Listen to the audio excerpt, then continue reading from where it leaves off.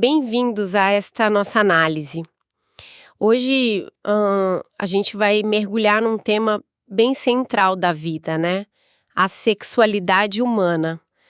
Mas vamos olhar para uma lente teológica cristã bem específica, tá? A nossa base aqui são os trechos de palestras, de reflexões do Glênio Fonseca, Paranaguá. Ele busca interpretar o que a Bíblia diz sobre sexo, sabe?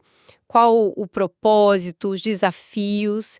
E a nossa missão aqui é meio que destilar os argumentos principais que ele apresenta nesses materiais. E já para começar, tem uma frase dele que chama atenção logo de cara, né? A ideia de que Deus pensou no sexo antes que o homem pensasse. E segundo ele, se a gente tira Deus dessa história, aí começam os problemas sérios. Exato. E isso é um ponto de partida importante, eu acho.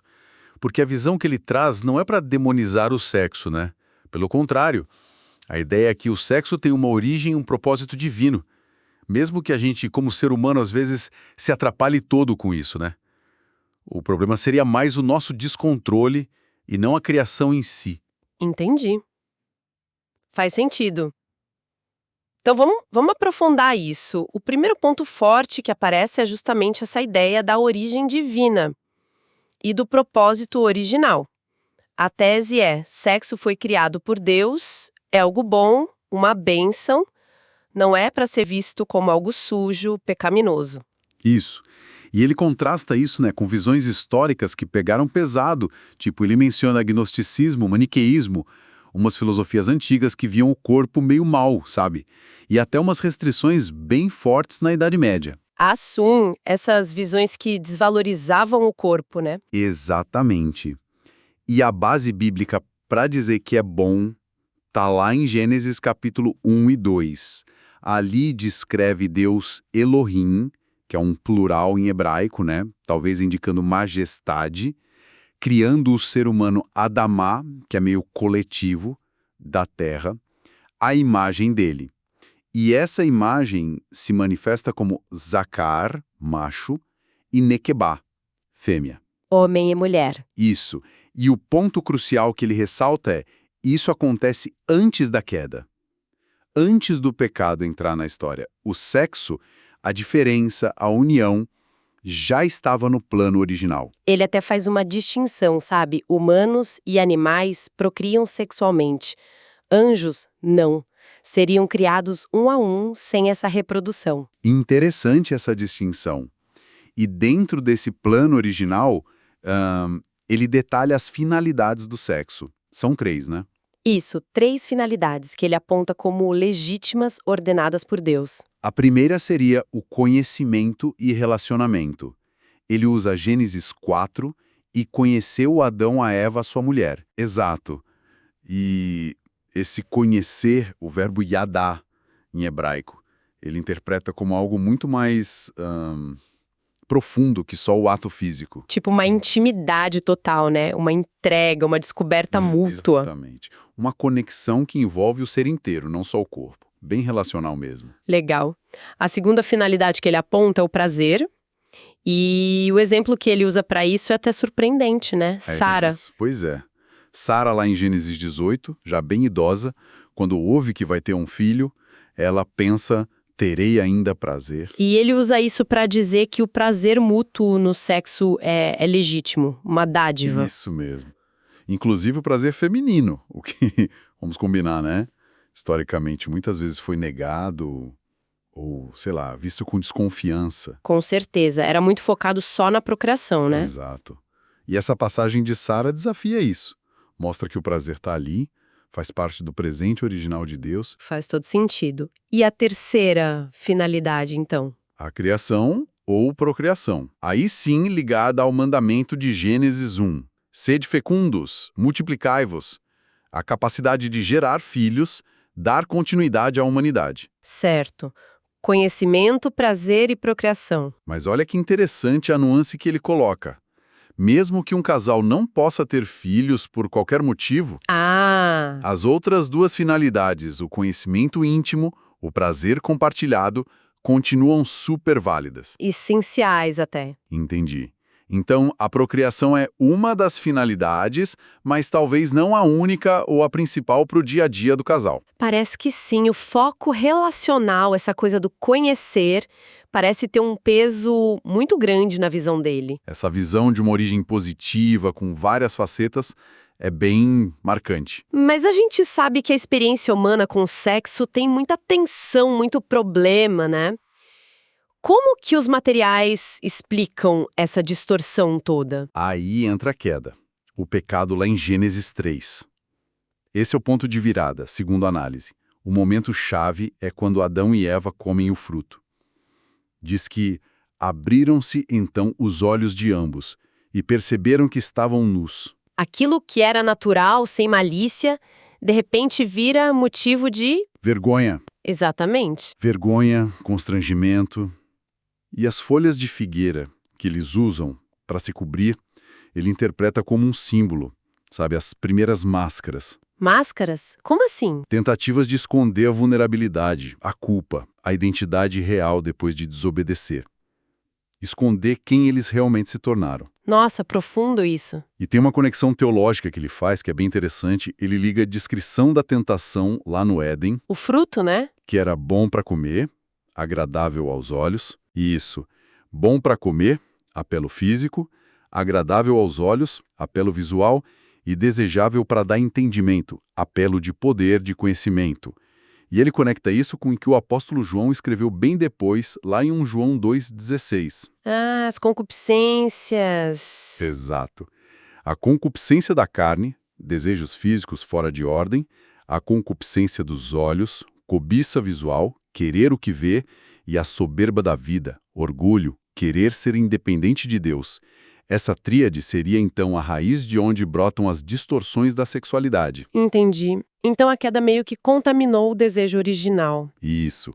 A malícia entra em cena. Ele cita exemplos bíblicos para mostrar isso na prática. Davi, vendo Batseba, começa com o olhar, a concupiscência dos olhos.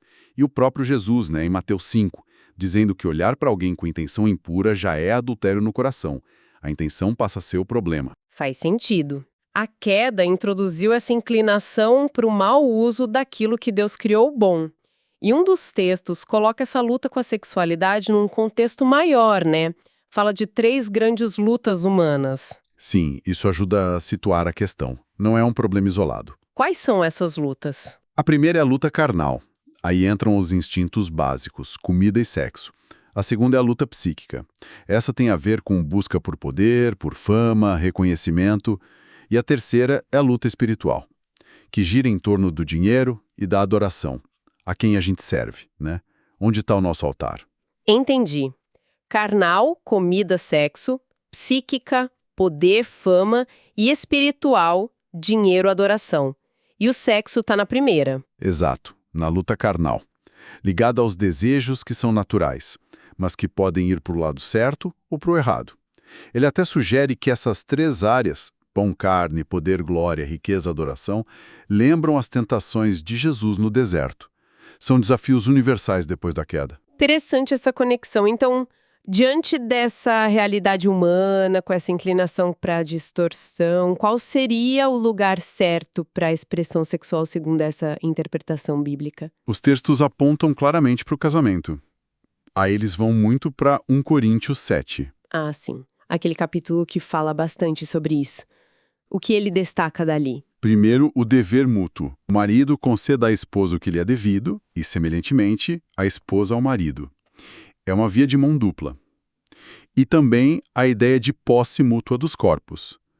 A mulher não tem poder sobre o seu próprio corpo, e sim o marido.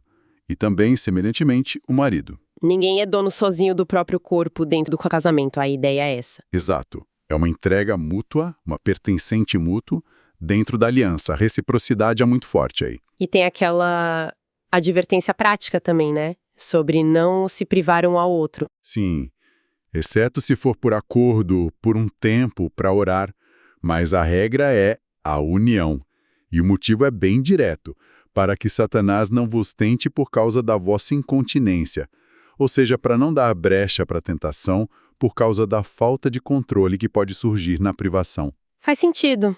E a ideia do leito sem mácula, de Hebreus 13. Isso reforça.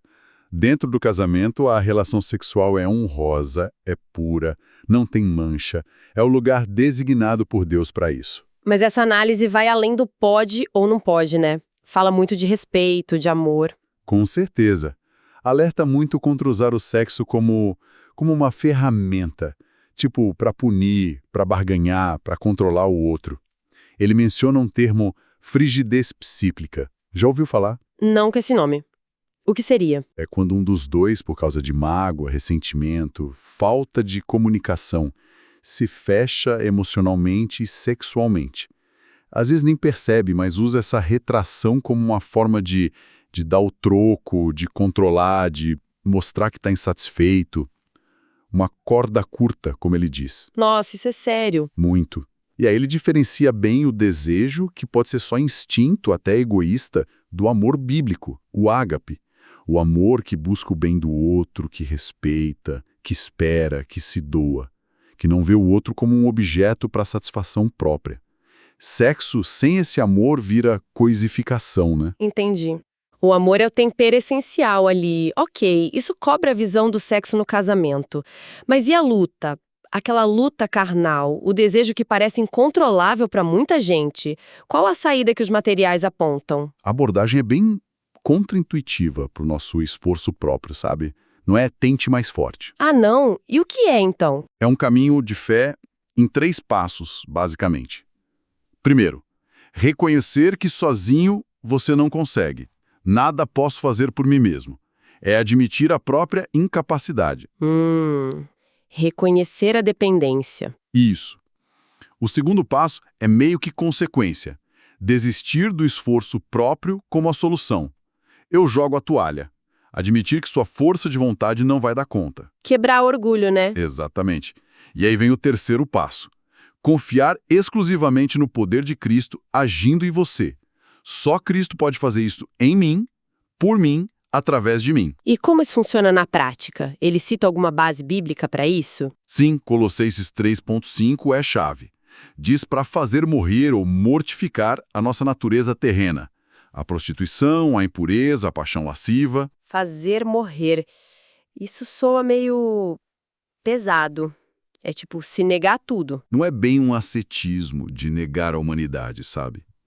A interpretação que ele dá é mais uma atitude de fé contínua. Fé naquilo que Cristo já fez na cruz. Ele usa 2 Coríntios 4:10 para explicar. Levando sempre no corpo o morrer de Jesus. O que significa isso? Significa se identificar com a morte de Cristo para o pecado, para que também a sua vida, a vida de ressurreição de Cristo, se manifeste em nosso corpo. A ideia prática é, na hora da tentação, você não luta na sua força, você invoca essa verdade pela fé. Em Cristo, eu já morri para isso. A vida dele está em mim para vencer. É uma troca, então. A minha fraqueza pela força dele. Exato. É o que ele chama de evangelho, baseado na graça e na fé, em oposição à religião, que foca em regras e esforço humano. Mas, claro, ele também lembra do conselho prático, né? 2 Timóteo 2:22. Foge das paixões da mocidade. A sabedoria de evitar o gatilho, a situação de risco continua valendo. Não é só espiritual, tem o lado prático. Entendi. É uma combinação de fé ativa e sabedoria prática. Os materiais também tocam em uns desafios mais atuais, né? Mesmo que de passagem. Sim.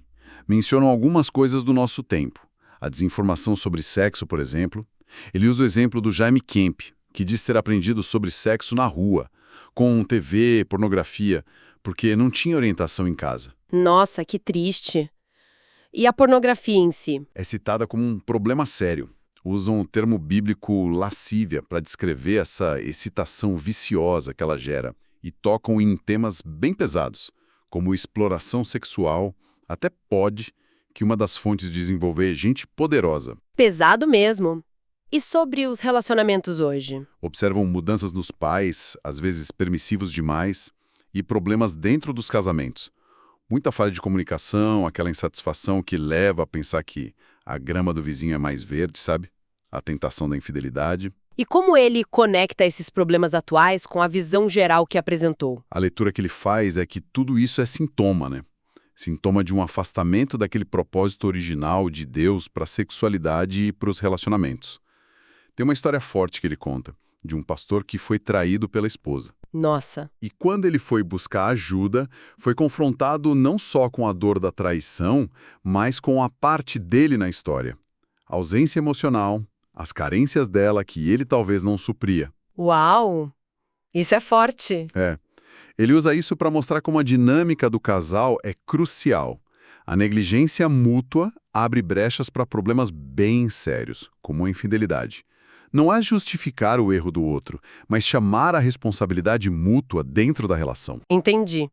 Então, para a gente recapitular a visão central que esses materiais do Glênio Fonseca Paranaguá trazem, o sexo é um presente de Deus, tem propósitos claros e bons, intimidade profunda, o conhecimento, prazer compartilhado e a capacidade de procriar.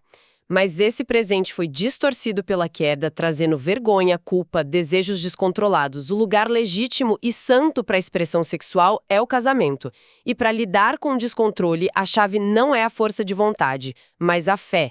Reconhecer a incapacidade, desistir do esforço próprio e confiar totalmente na graça e no poder de Cristo. É isso. Exatamente isso. Resumiu perfeitamente. E essa análise toda, sabe? Especialmente essa ênfase tão forte no conhecimento mútuo, na intimidade, no prazer como fins legítimos, isso nos deixa com uma pergunta para pensar, né? Uma reflexão que vem direto do espírito desses materiais. Fica a pergunta para quem está ouvindo. Se essa visão teológica valoriza tanto a conexão profunda, o prazer compartilhado muito além da simples reprodução, como que isso conversa, ou melhor, como isso desafia as ideias que a gente vê por aí hoje sobre sexo. Essas ideias que muitas vezes reduzem tudo a um ato físico, né, quase uma performance, focado só no desejo individual ou até algo casual descartável. Como essa visão bíblica confronta isso? Uma pergunta e tanto para a gente pensar, né? Com essa provocação, a gente encerra então essa nossa análise focada nos materiais sobre a perspectiva bíblica do sexo segundo Glênio Fonseca Paranaguá.